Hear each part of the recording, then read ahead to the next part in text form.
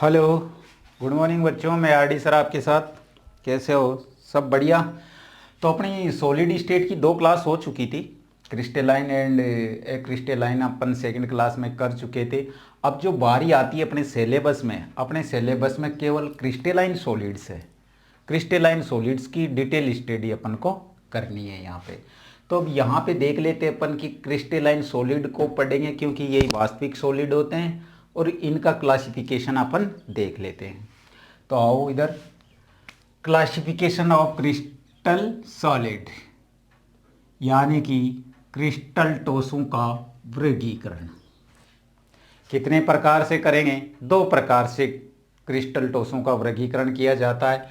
एक वर्गीकरण होता है जो इनके ठोसों के अवयवी कणों के मध्य लगने वाले बल के आधार पर करते हैं, और एक वर्गीकरण इनकी जो ज्योमेट्री होती है, क्योंकि वास्तविक ठोस होंगे तो उनकी ज्योमेट्री, शेप वगैरह वगैरह सब निश्चित होंगे, तो इनकी ज्यामिति के आधार पर करते हैं।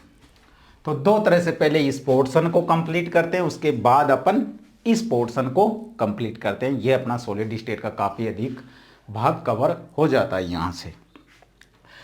तो जो ये ठोसों के अवयवी कणों के मध्य जो लगने वाला बल है, बल का मतलब मेरा आकर्षण बल। कोई भी फोर्स होता है, यानी उसे पकड़ने वाला, अवयवी कणों को बांधने वाला फोर्स, उसके आधार पर चार प्रकार के होते हैं ये, जिसमें से पहला होता है आणविक ठोस, मोलिकुलर सॉलिड्स। अब मोलिकुलर सॉलिड्स की बात करते हैं तो ये भी क्या है, इनकी जो प्रकृति होती है आणविक ठोसों की, उस इनकी नेचर के आधार पर इन्हें भी तीन भागों में डिवाइड कर देते हैं। जैसे एक होता है अध्रुवीय आणविक ठोस, और दूसरा होता है ध्रुवीय, और तीसरा होता है हाइड्रोजन बंधित आणविक ठोस। अब जो अध्रुवीय आणविक ठोस होते हैं वो क्या होते हैं, उनमें ऐसे अणुओं को रखा गया है, मोटी बात ये समझो आप तो, कि इसमें ऐसे अणुओं को रखा गया है जो तत्व, जैसे दो तत्व मान लो मेरे पास, क्लोरीन के दो तत्व है, ये क्लोरीन, इन दोनों क्लोरीन से Cl2 बनता है। तो क्या इनकी विद्युत ऋणता समान है? दोनों की बिल्कुल समान है। तो इनमें वो तत्व रखे गए हैं जिनकी विद्युत ऋणता समान होनी चाहिए। तो उनमें क्या है, ध्रुवण डाइपोल उत्पन्न नहीं होता, और डाइपोल उत्पन्न नहीं होता यानी कि प्लस माइनस चार्ज उत्पन्न नहीं होता, और ऐसा नहीं होता तो इसमें जो आकर्षण होगा वो काफ़ी कमज़ोर होगा, काफ़ी दुर्बल वांडरवाल बल होगा। ऐसे अणुओं को अध्रुवीय आणविक ठोस कहते हैं। और इनके एग्जाम्पल जैसे Cl2 होता है, ठोस ऑर्गन होती है, जितने भी हेलोजन है, और काफ़ी H2 सॉलिड ठोस, वो सारे इसी में डालते हैं। बात करते हैं अगला ध्रुवीय आणविक ठोस की। तो ये क्या होते हैं पढ़ेंगे, ऐसी बात नहीं है, अभी डिटेल मैं लिखवा दूंगा, आप लिखते जाना। ध्रुवीय आणविक ठोस क्या होते हैं, इसमें वो अणु रखेंगे जैसे वही दो तत्व जिनकी विद्युत ऋणता क्या है, अलग अलग होगी। जैसे ये HCl है, इसकी विद्युत ऋणता अलग है, इसकी अलग है, इसकी नेगेटिव होगी तो इसकी पॉजिटिव होगी। तो इसमें क्या है, डाइपोल बनेंगे, और डाइपोल बनेंगे तो ध्रुवण होगा, और ध्रुवण होगा तो जो इनके मध्य आकर्षण बल लगेगा वो क्या है, अधिक लगेगा। तो यहाँ पे वो स्थिर विद्युत आकर्षण बल लगता है इनमें। तो ऐसे अणुओं को क्या कह देते हैं, ध्रुवीय आणविक ठोस। अगली बात करते हैं हाइड्रोजन बंधित आणविक ठोसों की। तो हाइड्रोजन बंधित आणविक ठोसों में क्या होगा, हाइड्रोजन बंध प्रेजेंट होगा। पहली बात ये ध्यान रखो, नाम से सबका मालूम चल रहा है इनका, कि जो ऐसे अणु होंगे उनमें हाइड्रोजन बंध प्रेजेंट होगा। जैसे H2O, toss H2O, toss NH3, toss SO2, ये इसके एग्जाम्पल है। काफ़ी सारे बुक्स में भरे हुए होते हैं एग्जाम्पल, लेकिन मुख्य मुख्य दो चार एक दो याद होने जरूरी है। तो ये बात हुई अपने आणविक ठोसों की। बात करता हूँ आगे में आयनिक ठोस। उतार लो इसे, ध्यान रहेगा, चैप्टर को कवर में हो जाएगा इससे अपने। आयनिक ठोस, आयनिक ठोस क्या होंगे, आयनिक ठोस वो होते हैं बेटा जो एक तो आयनित अवस्था में रहेंगे, इनके जो भी अणु तत्व होंगे वो आयनित अवस्था में रहेंगे। दूसरी बात, ये जो गलित अवस्था होती है उसमें तो विद्युत का चालन कर लेते हैं, लेकिन जो सॉलिड ये होता है, जैसे कौन सी ठोस अवस्था, उसमें चालन नहीं करते। आपने देखा होगा पुराने ज़माने में ब्लैक एंड वाइट टीवी होती थी हमारे ज़माने में, तो उस समय क्या करते थे हम लोग, सीरियल आते थे अच्छे अच्छे, अच्छे अच्छे सीरियल आते थे उनको देखने के लिए। जब गांव में लाइट कम मिलती थी उस टीवी को, तो टीवी नहीं चलती थी, तो उसको क्या करते थे, अर्थिंग का तार एक्स्ट्रा लगा देते थे, मिट्टी में गांठ खड्डा करके अलग से, तो उसमें नमक डालते थे, और नमक के बाद उस नमक में पानी डाल देते, तो वो गलित अवस्था में आ जाता था और उसके आयन दौड़ने लग जाते थे, तो विद्युत का सुचालन हो जाता था। और ठोस अवस्था में कैसा होता था, कुचालक रहता था। दृढ़ होते हैं आयनिक ठोस सारे। और बात करता हूँ, और इनके जो ये melting point and boiling point है वो भी काफ़ी ऊंचे होते हैं। जालक ऊर्जा काफ़ी ऊंची होती है ऐसे अणुओं की। तो आयनिक ठोसों की बात अपन ने की, और धात्विक ठोस होते हैं और सहसंयोजक ठोस, ये अगली क्लास में करते हैं अपन। तो इनको एक एक को मैं लिखवा देता हूँ, तुम साथ के साथ लिख लो। थियोरेटिकल पार्ट है, इससे कोई ज़्यादा समझने वाली बात नहीं है, याद करने वाला पार्ट है, याद कर सकते हो आप। तो उतार लिया होगा जहाँ तक मैं समझता हूँ। तो अगला हेडिंग डालते हैं अपन, आणविक ठोसों से शुरू करते हैं, एक एक को पढ़ लेते हैं इनको।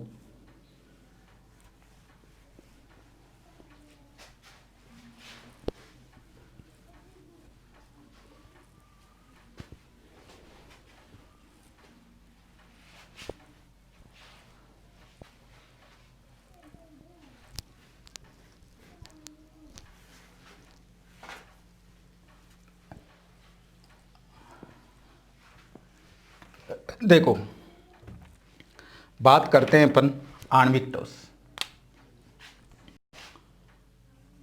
पहला है आणविक ठोस,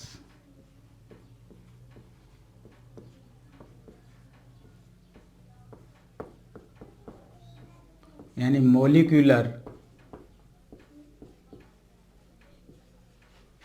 सॉलिड्स।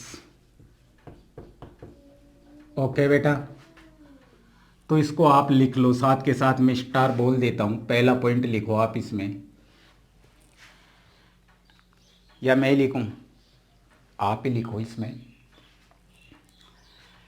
ऐसे अणु, ऐसे अवयवी कण, चलो मैं ही लिख देता हूं।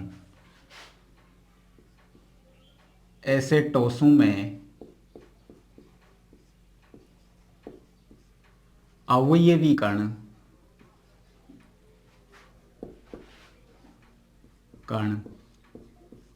अणु होते हैं। मतलब किस रूप में रहेंगे, अणु के रूप में रहते हैं। ऐसे ठोस में जो अवयवी कण होते हैं वो किस रूप में रहते हैं, अणु के रूप में रहते हैं, अणु होते हैं, अणु होते हैं।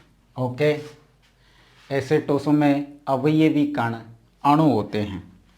ओके बेटा, दूसरी बात, इनके जो अवयवी कण होते हैं,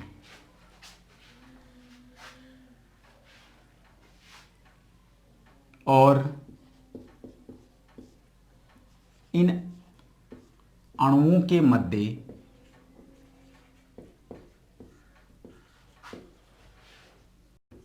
दुर्बल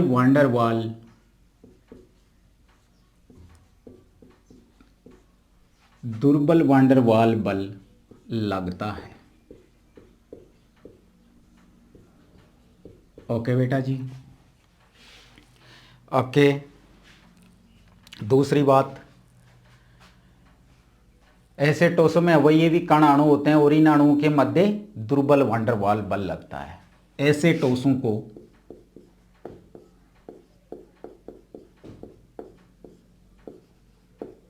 आणविक ठोस कहते हैं, आणविक ठोस कहते हैं। ओके बेटा, अगला पॉइंट देख लो, इनके melting point and boiling point ऊंचे होते, कम होते हैं, कम होते हैं। ओके बेटा, और बताओ, बस इतना कहूँगा कि ऐसे ठोस में अवयवी कण अणु होते हैं, इनमें अणु ही होते हैं, और इन अणुओं के मध्य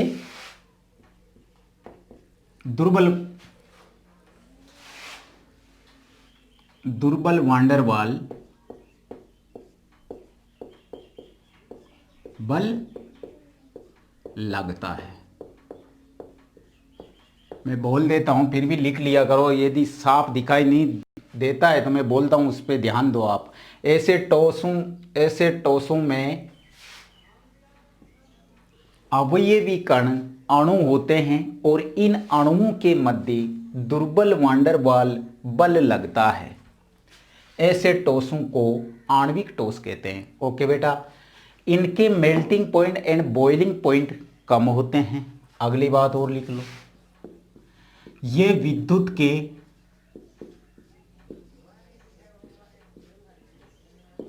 कुचालक होते हैं। विद्युत के कुचालक होते हैं। ये विद्युत के कुचालक होते हैं। ओके, आगे देखते हैं बेटा। प्रकृति के आधार पर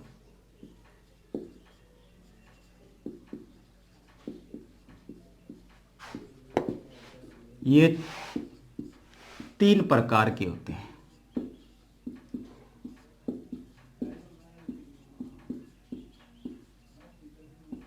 और इनके एग्जाम्पल यदि बोले तो देखो, लिख लो आप। CO2 है, शुष्क बर्फ, आयोडीन, नेप्थेलीन। ओके, देखो बेटा, अब जो पहला प्रकार होता है इसमें वो होता है अध्रुवीय आणविक ठोस।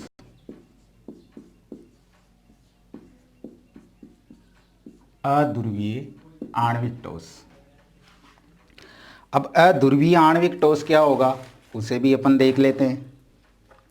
अध्रुवीय आणविक ठोस क्या होता है उसे अपन देख लेते हैं। जैसे देखो बेटा, इसमें नाम से ही पता है कि उनमें ध्रुव उत्पन्न नहीं होगा। यानी ध्रुव उत्पन्न नहीं होगा तो वो तत्व कैसे होंगे जो अणु बनाएंगे? समान विद्युत ऋणी तत्व होंगे। तो लिख सकते हो, एक लाइन इसमें लिख लो,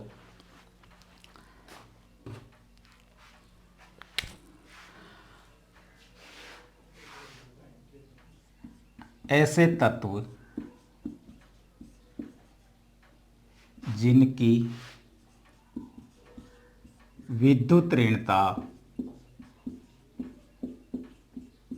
समान होती है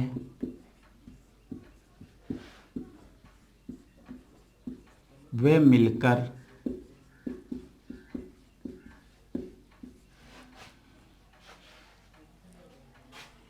अणु बनाते हैं।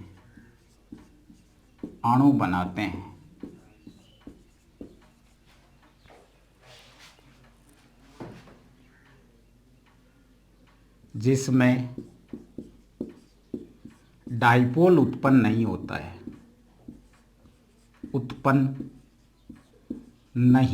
है, और इनके मध्य लगने वाला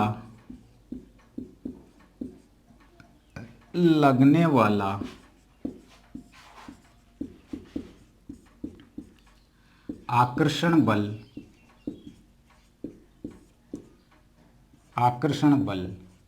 दुर्बल होता है।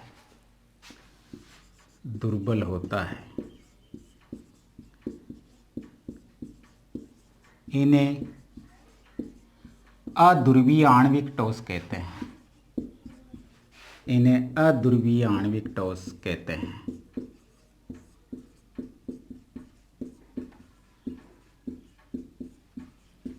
क्या लिखा बेटा अपन ने? देखो इधर, ऐसे तत्व जिनकी विद्युत ऋणता समान होती है, यानी कि समान विद्युत ऋणी तत्व होंगे वो, और वे मिलकर अणु बनाते हैं जिसमें डाइपोल उत्पन्न। अब डाइपोल उत्पन्न कैसे होगा? जब समान विद्युत ऋणता, इनमें ध्रुवणता होगी नहीं, डाइपोल उत्पन्न नहीं होता है, और इनके मध्य लगने वाला जो आकर्षण बल होता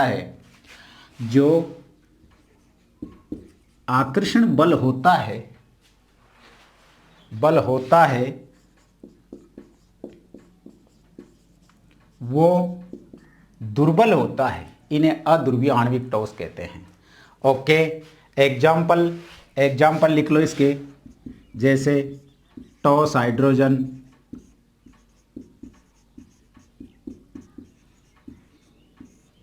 टॉस क्लोरीन, H2Cl2, टॉस आर्गन,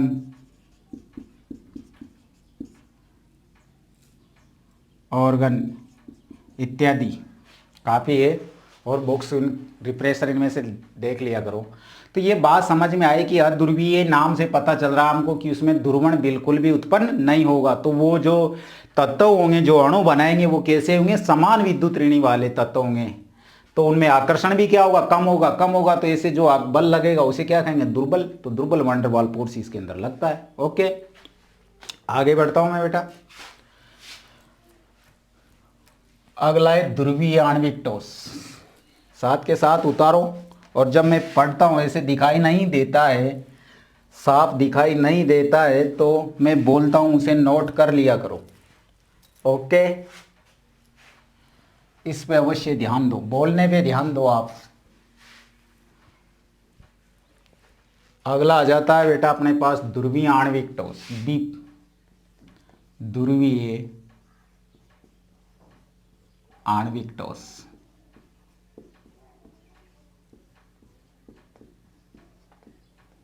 देखो इधर कैसा होगा, नाम से ही पता चल रहा होगा कि इसमें ध्रुवण होगा, यानी डाइपोल उत्पन्न होगा। डाइपोल क्योंकि इसमें जो अणु बनेगा वो दो तत्व समान विद्युत ऋणी नहीं होंगे, वो भिन्न भिन्न विद्युत ऋणता वाले तत्व होंगे, और वो मिलकर अणु बनाएंगे।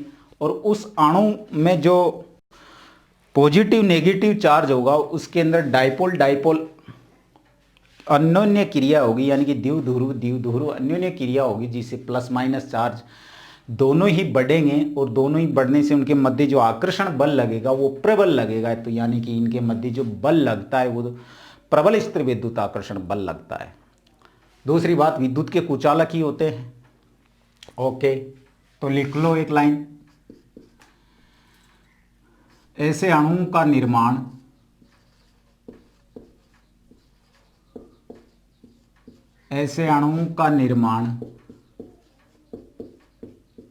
भिन्न भिन्न विद्युत ऋणता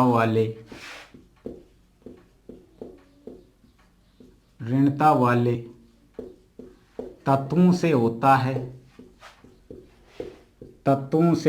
है, जिसके कारण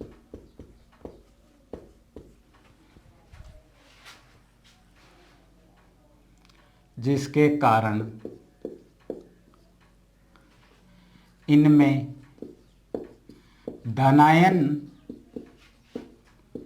एवं ऋणायन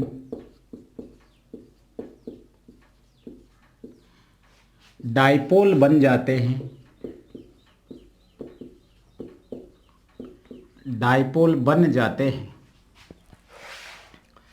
जो अन्योन्य क्रिया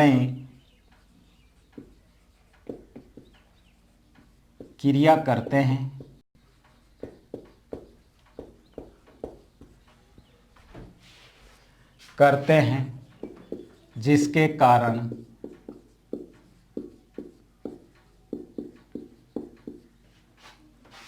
इनमें स्थिर विद्युत आकर्षण बल पाया जाता है। अब देखो बेटा, मैंने लिखा है और बोलता हूं मैं, उसे और लिखना दिखाई नहीं दे। तो ऐसे अणुओं का निर्माण भिन्न भिन्न विद्युत ऋणता वाले तत्वों से होता है, जिसके कारण इनमें धनायन एवं ऋणायन डाइपोल बन जाते हैं, जो अन्योन्य क्रिया करते हैं, जिसके कारण इनमें स्थिर विद्युत आकर्षण बल पाया जाता है। ओके, और विद्युत के क्या होते हैं? कुचालक ही होते हैं। एग्जाम्पल देख लो इसके,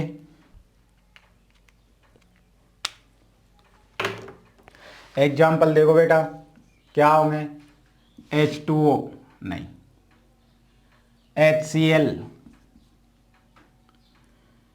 FCl, ClF इत्यादि।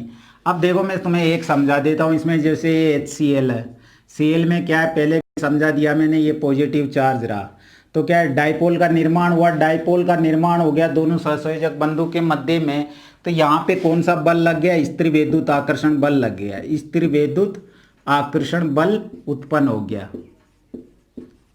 ओके, तो कैसा निर्माण होता है इस जालक में? फिर इसका जैसे ये प्लस रहा, ये माइनस रहा, फिर ये बना, ये प्लस रहा, ये माइनस रहा, फिर ये बना, ये प्लस रहा, ये माइनस रहा, ऐसी संरचना बन के ये अपना जालक का निर्माण कंप्लीट कर लेते हैं।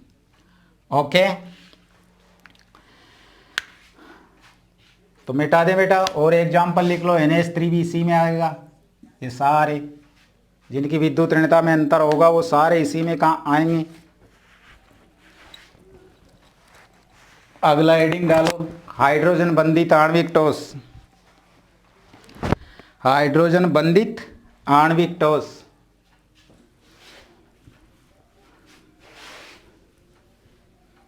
देखो बेटा, हाइड्रोजन बंधित आणविक ठोस क्या होते हैं? सी पॉइंट अपना, हाइड्रोजन बंधित आणविक ठोस, इसे देखो, इसमें लिख लो एक लाइन, इनमें हाइड्रोजन बंध उपस्थित होता है, उपस्थित होता है, इसलिए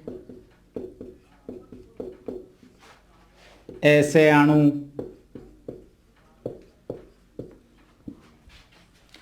हाइड्रोजन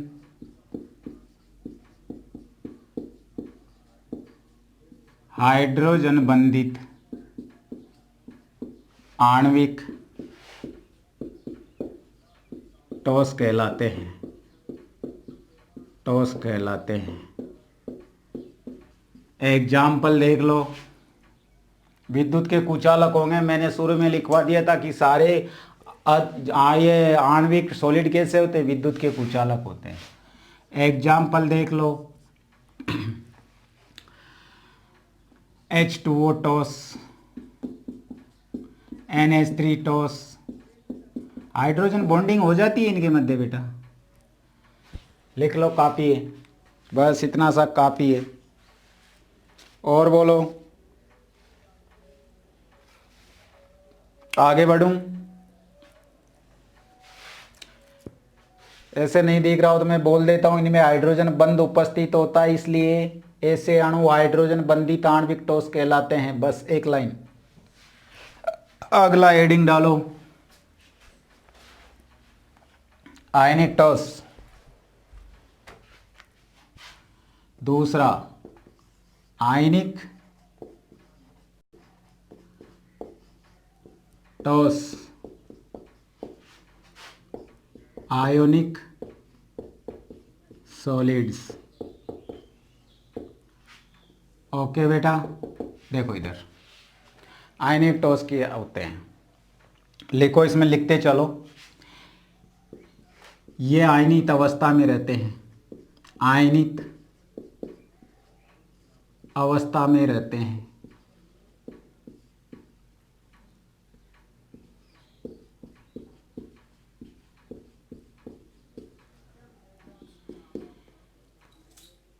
ऐसे अणु में परमाणु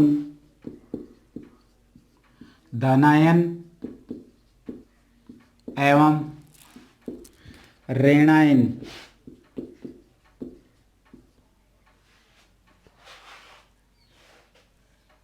दोनों के आकर्षण से, ऐसे अणु में परमाणु धनायन अणु में परमाणु धनायन एवं ऋणायन दोनों के आकर्षण बल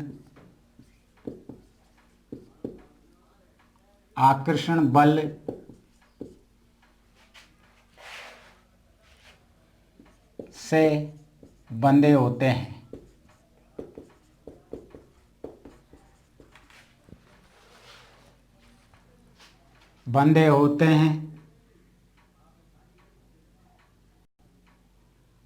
जो प्रबल स्थिर विद्युत आकर्षण बल कहलाता है।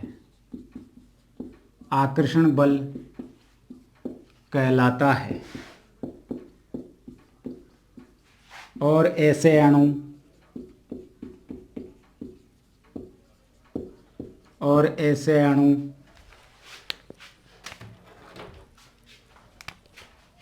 आयनिक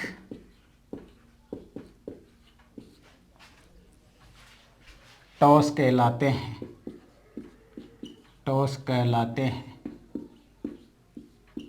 तो क्या लिखा बेटा, ये आयनित अवस्था में रहते हैं। ऐसे अणु में परमाणु धनायन एवं ऋणायन दोनों के आकर्षण बल से बंधे होते हैं, जो प्रबल स्थिर विद्युत आकर्षण बल कहलाता है।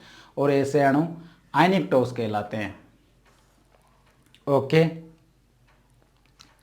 और लिख लो, ये भंगुर प्रकृति के होंगे, भंगुर प्रकृति के होते हैं।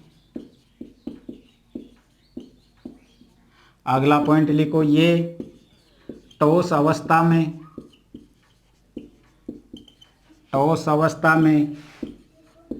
विद्युत के कुचालक होते हैं, लेकिन गलित अवस्था में विद्युत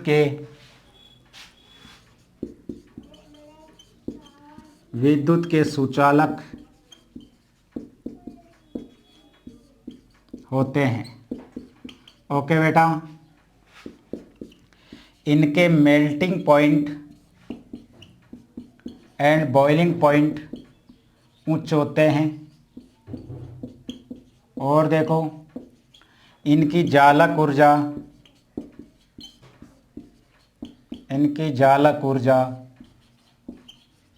उच्च होती है। ओके, काफी है। तो ये प्रॉपर्टी गुण हो गए इनके कि इसे आयनित अवस्था में मिलेंगे। एक तो अपन को ये, दूसरी बात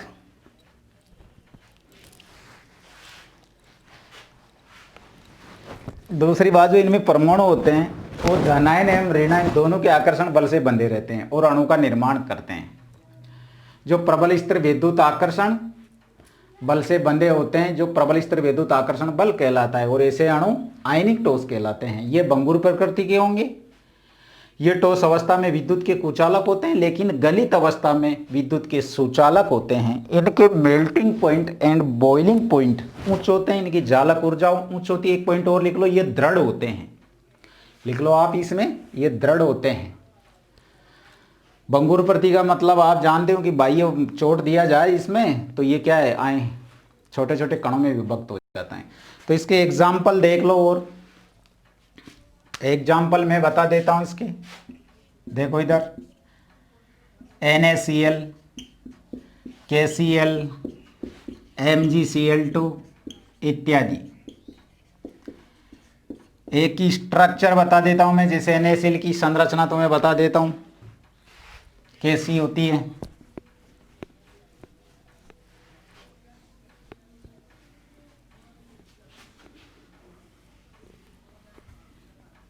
ये एग्जाम्पल है बेटा। जैसे ये NaCl है मेरे पास, NaCl। इसको मैं तोड़ूंगा तो ये ऐसे ही टूटेगा। ये आप 11वीं क्लास में पढ़ के आए हो कि ऋणायन का आकार बड़ा होता है, धनायन का आकार छोटा होता है, क्योंकि धनायन नाभिक के नज़दीक होता है, जबकि ऋणायन नाभिक से काफ़ी दूर रहता है। ओके, तो जैसे मान लो ये धन आयन का प्रतीक मानता हूं और ये ऋण आयन का प्रतीक मानता हूं। तो जब क्रिस्टल जालक का निर्माण होता है तो क्रिस्टल जालक में इनकी जो संरचना होती है वो कैसी होती है, देखो इधर।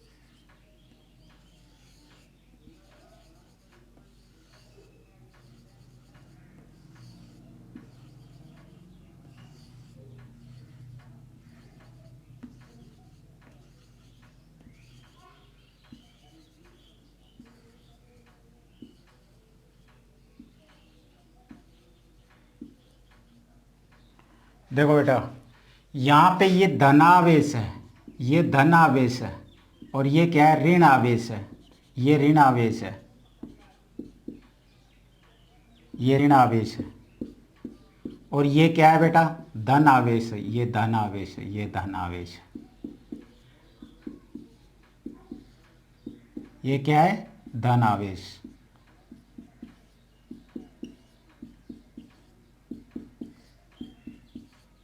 ये सारे क्या है बेटा, धन आवेश। और ये इनसे कैसे बंधे रहते हैं ये आप देखो।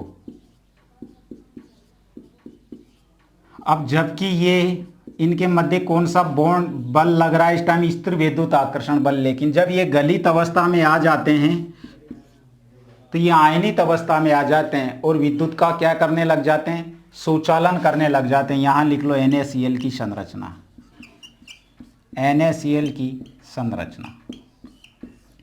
ओके, तो ये आयनिक ठोस अपना कंप्लीट हुआ। अगला आ जाता है अपना मेटेलिक सॉलिड्स, यानी धात्विक ठोस। अब धात्विक ठोसों की बात करेंगे अपन अगली क्लास में। ये क्लास अपन यहीं खत्म करते हैं। आज धात्विक ठोस और संयोजक ठोस यानी नेटवर्क सॉलिड्स, इनको अपन दोनों को उस क्लास में, अगली क्लास में कंप्लीट करते हैं। Okay, thanks. पढ़ो, बार बार समझ में नहीं आए तो बार बार पढ़ोगे, बार बार वीडियो देखोगे तो अच्छा समझ में आएगा। Okay, thanks.